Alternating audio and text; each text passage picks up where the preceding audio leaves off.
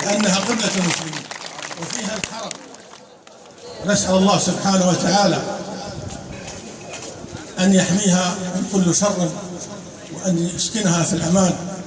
هذه المملكة التي أسسها صقر جزيرة العرب، وأنا كمؤرخ أعرف أنه إنما فعله الملك عبد العزيز رحمة الله عليه لم يسجل التاريخ لحد خطأ كبير. وحد هذه الجزيرة بعد ما كانت متحاربة متناثرة،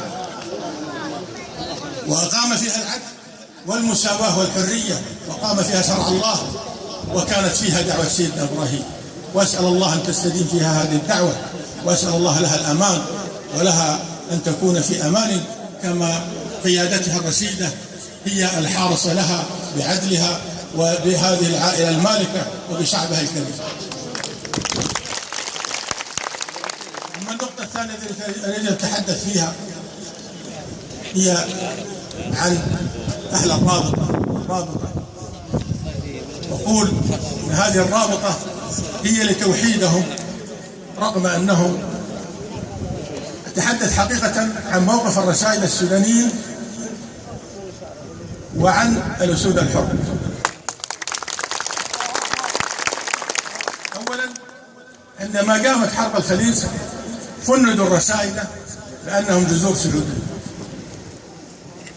وأتى رحمة الله عليه شيخنا نفاع بركات وأعلن إمام الملأ وعلى كل مسمع العالم في الإذاعة وفي التلفزيون موقف الرشائدة في السودان مع المملكة العربية السعودية.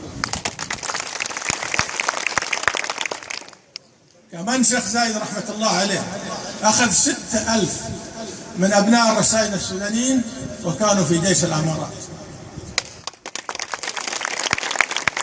كانوا في درع الجزيرة. ولكن الموقف السياسي بموقفهم مع جذورهم جعل الحكومة في ذلك الوقت موقفها قائم، مما جعل مصادرة السيارات ما حصل، وما هو كان السبب لقيام الأسود الحرة وقيام ثورة الأسود الحرة، والشعراء الذين يتحدثون عن الأسود الحرة، عما أنا أعلم حقيقة عندما يسمع الرشيد السوداني الأسود الحرة يفور دم وتقوم فيها النخوة وتقوم فيها